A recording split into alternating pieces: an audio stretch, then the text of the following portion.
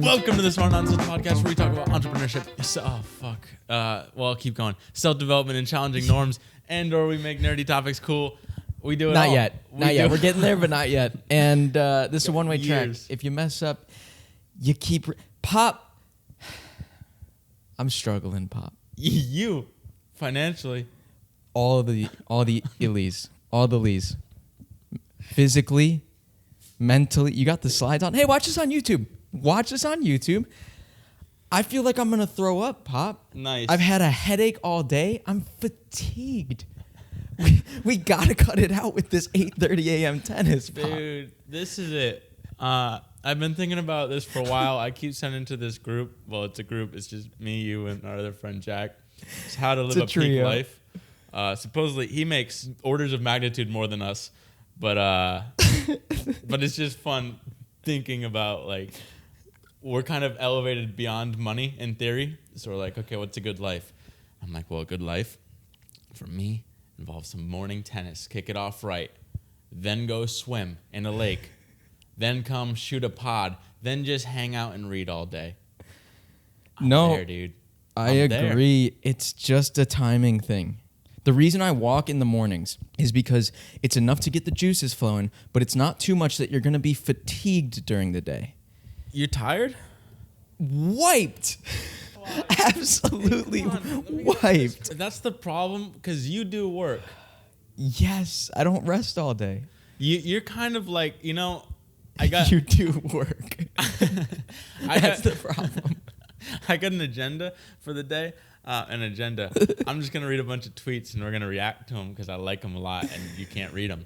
Let's go. But one of them is like, hey, if you're busy all the time, the robots are going to take your job. Yes, but also if you need to get something done, you got to give it to the busy person. I know. Not the busy robot. No, the lazy person. Oh. No, the busy person. That's the paradox. You think the busy person's too slammed to get shit done, but the busy person's exactly who you want doing your stuff because you know they're going to slot it in somewhere and get it done. Assuming you don't want to improve that system. And I'm going to throw up. Well, here's the problem. You go right back into that crack den on the 39th floor, and then you get all depressed. It's grim. It's really grim. Meanwhile, what I did was I came back, I bought myself some slides, some flip-flops, and then ripped a dip by myself in the freezing cold. The freezing code. There's going to be like a word count before I hit my first stutter. I think I made it to like 110 that time. What's the timestamp? What else you got? What's going on? It's hot as fuck out. Hey, I didn't finish my peak life. Yep. The other part of the peak life, you get sun.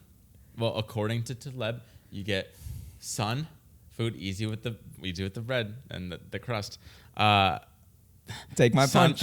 Take my punch. Just take it. Why not? I wasn't gonna interrupt. I was gonna let you have your point, and I already had my improv ready, my crusty bread, and now no one knows what that means. So they just gotta listen to you clap your feet on the podcast. Hey, carry on, son. You're okay, dude. You're okay. You're totally fine. He talks about sun, food, hard problems, and we add in friends. And I'm like, yesterday was peak life. We had all of that. We had our little friends dinner. I thought it was lovely. We saw fireworks right outside. We almost got our food on time for everybody. It was sick. I agree. It is peak life. It's just, I also haven't moved in 6 months. I've been really accustomed to like sitting and doing nothing in the van. So this is a lot of movement for me. Right. For context. We're in a heat wave. Right. Well, okay. So you're here and you're listening to the podcast. And you're like, oh, it's been a week here. You're already burnt out, like physically from the sun, burnt out, and all the activities you're doing. We're only clocking about 22 minutes on average per round of tennis. Yes. It's not like we're playing a 5-hour Nadal versus Djokovic 5-setter. No, let's make sure that's not the hook. Let's make sure that is not the hook. We were supposed to play best of 5 this morning. Best of 5 to 11 points. And we got to the third. dude, this is how bad it was. Did I win the second one? Yeah, we split. So it was we play the first set, which is a set. It's literally 11 points. It's like a tiebreaker within a set. That's what we're counting as a set. We play that. I win. I'm feeling good. I'm like, Belky, you're like best of 3 or whatever. I'm like, no, best of 5. Let's do that. You said, quote, "I've got the energy." Literally the exact first point of that second fake set, I knew I was gassed. It was literally like the first ball. Dude, every time we play, I thought we were good. But granted, it's not me. It's always you. You've hit at least 4 balls out of the court. Home runs. Home runs. And for our listeners that don't play tennis, you're not hitting the home runs in tennis. Over the fence, out of the park. It's unbelievable. I went digging for balls again today. At least a ball a day. Dog. But no, we're bad, but it's really fun. I just want to play sports. Hockey would be nice because that's the sport I'm actually good at. I thought you were actually good at tennis. Let me make something up about the greenhouse effect, okay? There's this phenomenon every single morning. We get there at 8:35, and it's nice. We rally for a bit. We play our first game or two. Dude. It's so nice. We're hitting well. It's like the high school tennis days. We're hitting well. And then 9:01 a.m. comes around. And the greenhouse gases must just take the sun. It goes exponential. The temperature goes exponential. 9:01 is 80 degrees. 9:03 is 88 degrees. And then 5 minutes later, it's 99 degrees. I am working you around the court, though. No, you're not. No, you're not. I can't hit a drop shot that bounces twice within the service box. Hey, we're niche. We're niche. This is tennis podcast. So niche. but you don't go for That's anyway. What happens when you tell me to just come over and boot it up. We go niche. You want another thing I'm thinking about a lot lately? Because I'm questioning things. Yeah, that's what happens when you don't work. All right, one, I found sleeveless shirts. They're just my thing. I thought it was going to be business related. We got to talk to Patty Galloway tomorrow. He's going to be like, he's a YouTube consultant. He's going to be like, so what niche are you in? I'm going to be like, tennis, sleeveless shirts, Nassim Taleb, I guess. Polyamory. And stutters. Just stutters. No. Oh, I got another one. No, you're still on the sleeveless. Hold it. Hold sleeveless for me, dude. I love disabled people because nice. Nice. Just rip into it. Why not? Most people don't. That's why it's crazy, right? I love them all. Why? Okay. I used to be like, oh, why do you have like? You ever go to a pool and it's like no one goes to the pool and there's the little handicap thing that brings you down in the water? Yeah, it's a forklift. Like, yeah, no one needs a forklift to go in the water. It seems like a waste to me. But then I realized a lot of the stuff we have, like handles on that door rather than knob, is made for disabled people, but most people are disabled. So you're selfish. Yeah. But you love disabled people for the accessibility they have given you in the world. Right. Nice. But it's awesome because most people are like, oh, why do you have to design something for someone with no arms? It's like, well, most of the time we have no arms. Yesterday, you told me you were going to pick me up at Target, or the day before, I had like 2 waters and 2 cans of tennis balls. I couldn't do anything. Luckily, it was automatic doors because of disabled people. Let's be crystal clear for the clip. That's not a clip. Don't clip. An armful of Amazon packages, not equivalent to being no armless. And by no armless, 80-20, dude. I mean armless. 80-20. An armful of Amazon packages is not equivalent to being armless. I know. It's probably better to be armless because someone else carries it for you. It's sick. Imagine. Yeah. So sleeveless. Right. Get me out of there. Get me out. He mutters, get me out of there. Sleeveless, right? Okay, so I've been thinking a lot lately because I'm questioning everything, especially when you have a girlfriend. You start to question everything you do. Yeah, speak for yourself. I mean, you're probably wearing the same. You're at least wearing the same pants as yesterday. Oh yeah, for sure. Is it? But like when you don't have a girlfriend, immediately, like at least half the status games you were playing go right out the window. You're like, we're not supposed to be playing status games. No, but everyone does. Right. Right. So, for example, we're going out. We're going to get like tacos at some place like 30 minutes away, walking there, and she's like putting on makeup. I'm like, we're going to get tacos. You and me. Why you gotta put on makeup? Us. She's like, I want to look good. I'm like, why? She's like, I don't know. It like makes me feel good. But then I'm like, why does that have to make you feel good? Like, I'm like, I like you without makeup. To me, that's cooler because you can look good without makeup. Might as well do that, whereas most people can't. But then there's like I don't know, like, it's hard to tell that someone's wearing makeup from a distance, I guess. So it's like, you're at a disadvantage, but like, who are you trying to impress? I'm like, hey, we're already dating. Like, you doing this for you? I'm telling you this is what I want. So why are you putting on makeup? It's for other people to look at you and you feel better because of that external validation. So I'm questioning everything. Not to say like I'm above that, but I'm working towards that. I'm like, this chain necklace, I wear it, but I know I wouldn't normally. I stopped wearing the ring. I was gonna say portal ring, but nice. The ring was nice. This is a good step this episode from you loving disabled people. I feel like this is a counteraction. That's now you're in a trap because your implication is loving disabled people is bad. No, the Amazon packages water in your arms was when it got off the rails. We'll let the viewer decide. But so many stupid little status games. Like yesterday, my shirt wasn't ironed, but I'm like, be okay with it, Dylan. Be okay with it, Dylan. And I'm just like, I really like. That's why when we went to Sax's party, and you're like, oh, all these people at the top of the world, they're looking like scrubs for the most part, barefooted. I'm like, I want that. I'll see someone in the street now, and I'm like, say they have Balenciaga something. I'm like, oh, you're playing the status game. Versus most people are like, oh, they're winning. I'm like, yeah, but they're still playing a game. I'm like, granted, again, I'm still playing it to some degree, especially when you're trying to attract a mate. It's like, fuck, I kind of got to play this game and win it, even though I don't want to. But once you have that mate, it's like, all right, fuck that game, I'm out. Get out the game. NPC. NPC, the non-player character. And what the kind of the opposite of playing status games, zero-sum games, is playing positive-sum games.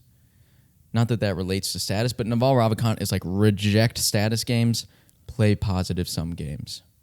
Yeah. And yeah, like yesterday, I liked that restaurant. It was like a normal restaurant. It wasn't like fancy or anything. Low stars, but it was just a lovely 3.4 stars. I'm like, life's good when you don't have to compete on that stuff. Hey, let me look at my notes now. Feels it. Oh, or like, okay, take good thing I take notes, dude. Oh, dude, it gets worse and worse. Disabled people is just the rabbit hole. So Jordan Peterson, did you see his thing where it's the Sports Illustrated fat model? He's like, yes, this isn't on the hot. cover. That's objectively ugly. Yes. And then I saw Taleb. He hit Peterson back, and he's like, dude, you're tapped. Like, look throughout history, fat people were hot. Yep. And that's where Italian it's like Renaissance. I know we hate a lot on fat people in general. Hate's a strong word, but yeah. Or just like, there's definitely like, you respect someone more who's in shape.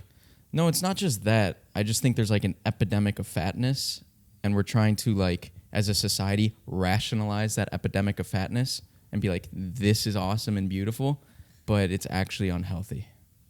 Yeah, but that's where I think Taleb did this. He's like, only obesity, like way beyond, is unhealthy. Everything else is like, it's actually good to have extra stores of body fat. Like, easy wrong? Easy might be 16% now. There's a hilarious Chris D'Elia on Lizzo. He's like listening to one of her songs or something, and then he goes into this rant. He's like, why is it always got to be about her fatness? Her music slaps. Why is it got to be about the fatness? Everything is like, oh, Lizzo, oh, girl, slay, kill it, Lizzo, looking, It's like, her music's sick. Right. Why is it got to be about that? You got to make it personal about her and her fat. I mean, she does it too. In her last bop. Sure. What was that bop? Oh, my God. She had some line. About damn time. Yeah. Should we do taps? We did taps yesterday. Easy. You're going to get demonetized even though we're not monetized. This song is so good. I'll tangent right away from fatness to that song. It's thick 30. It's like she always brings up the fat. No, that's super cool. I guess it's kind of part of her That's thing. super cool, but then, I don't know. Why can't Rolling Stone just write about how sick her music is? I don't know. Ooh, I've been so down and down the floor. I guess my point is like, we all think these things are objective. I think fat is objectively not good, but that's just because I was born in an era when it's been looked down upon. So I'm like, I'm just another sheep. Like, yep. I can like kind of step out occasionally and be like, oh, that's not necessarily objectively ugly. I'm like, that's kind of cool. Like, that's just a lot more body. I see. Yeah. My thing's with obesity, and then there's a difference. There's like people who live in food deserts that can only eat McDonald's and high fructose corn syrup and shit, and like that's not what I'm talking about. But like over consuming old fat white people, no thanks. I imagined you eating over consuming old fat white people. And imagine that as an adjective part of it. And reanimating now, so I could. All right, so that was one. Hey, I'm questioning everything. Yeah, okay? question it. That's what we do here. Hey, another one. Yeah. So before this podcast, I showered, not because I wanted to like look good on the podcast, because I wanted to like not smell and be gross, but also probably because I like my hair when it's wet. But coming out, I'm like, a lot of the time I'll just walk around the apartment naked. And if you know this apartment, there's like 50 feet away on the other side, there are a bunch of windows that I'm pretty sure can look in. Well, I don't know the physics behind it, but what I have learned in the 25 years of my life is you can really only see where it's lighter. So like right now, we can see outside. You can't really see in somebody's window. Look across the place. Right. Okay. But at night, when it's lighter in the rooms, you can see into people's houses, into... Okay. It's got to be some good Take physics me there. Yesterday then. Before going to dinner, I showered right before, so it was like 7:45, sun setting. It's brighter in here. I walk out of the shower naked. I'm like, most people are like, that's bad. I'm like, okay, what's bad about that? Well, maybe there's some family, which I saw a family yesterday when I was getting ready. There's kids in the window looking across. They see me full-blown naked. But it's like, all right, why is that bad? Like, nothing bad is going to happen to them. They're safe over there. I'm not going to do anything. Dude spirals. 5 years go by. He's just naked at a playground. He's like, why is this bad? It's like, I followed the logic right down the line. Why is it bad? It's only bad because you say it's bad and you're playing status games. Fuck off. Jerks off at the playground. How about that? That's the only way it'd be bad. If I didn't jerk off, it might not be bad. My point is like, okay, yeah, right now, culturally, it seems weird for a kid to see someone that's our adult be naked. But it's like, I don't know, breastfeeding is normal. Or like, you look at any native tribe, there's a lot of them are naked. Sorry, that started my way through that one. But it's like, the mom's naked, a lot of the times the dads are naked, at least the butts. It's like, at least the butts. The butts are always like sweaty butts. Not really naked. But I'm like, I'm going to put you in a tribe.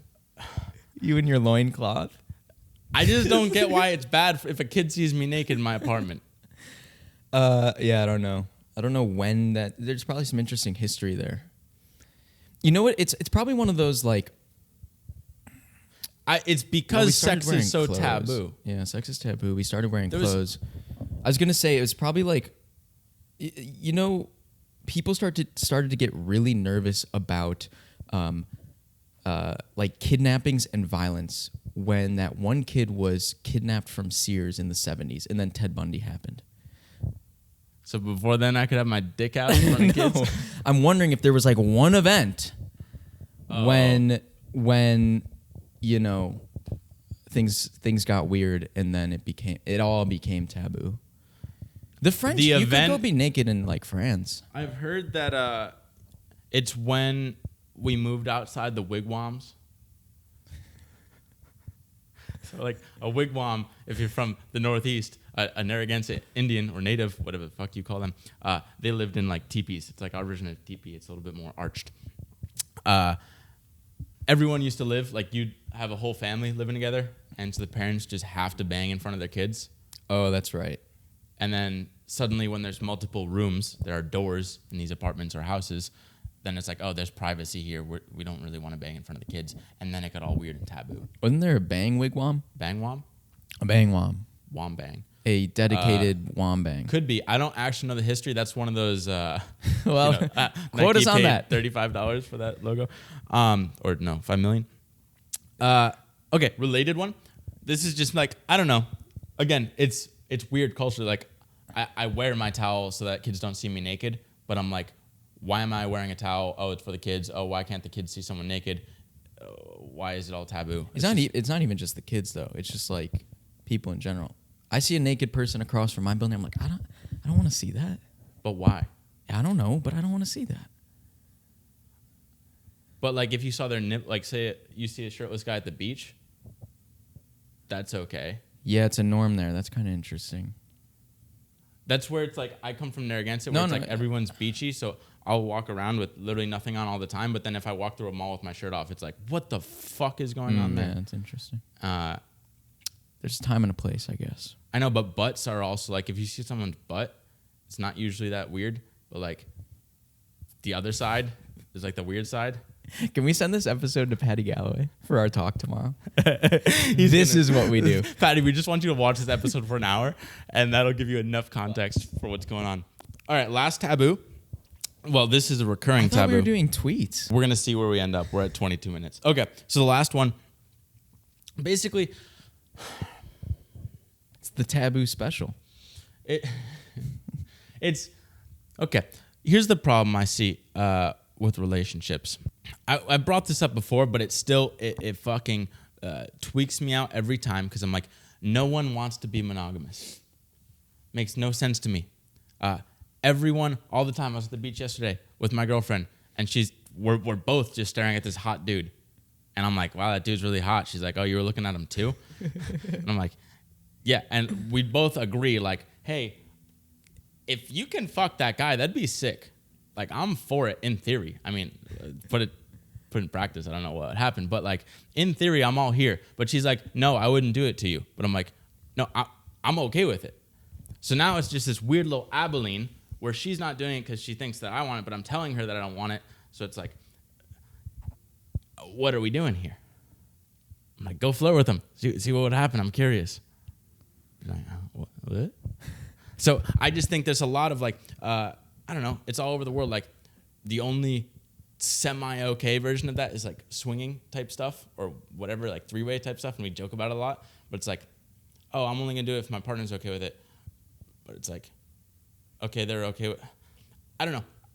Maybe most people wouldn't be okay with it. It's kind of weird where I'd be okay with her talking to some other guy. But I don't see like the emotional side to it. I'm just like, hey, that's just like getting off to something. Yeah, I don't know. See, I work all day. Like, I don't sit around thinking about monogamy. That's why you're tired all the time. I'm just juiced, dude. But I'm like, I think every single person would cheat. Like, every single person does want to be, and cheating is like the connotation word, a stigma word, but like would want to be with multiple people, at least just to try. Not necessarily to date like multiple people, but maybe most like guys I know think about cheating to some degree. Yeah, I guess it's a spectrum. I guess it's a spectrum. I think most people think it. Then there are people that do it. But I'm saying there are people if that the girl's thinking about it and the guy's thinking about it, they're both thinking about it, they both want to do it, but they're not doing it for some reason, that's the definition of Abilene. That is Abilene. And for the viewers, that is...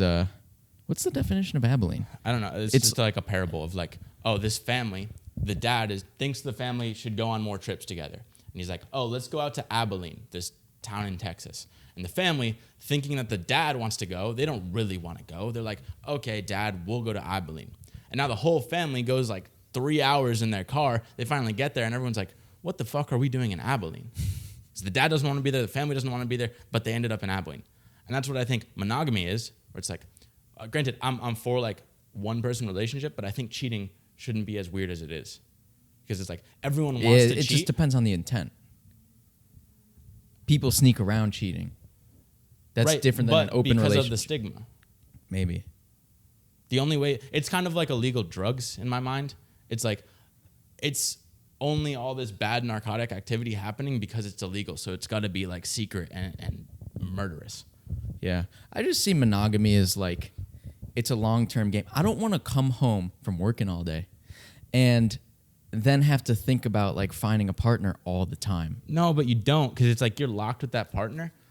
But if they're like, oh, I see some dude at the beach, I'm not going to like that dude as much as Henry, but I'll go and like talk to him and flirt just because I like flirting, or like, I don't know. I think you like flirting.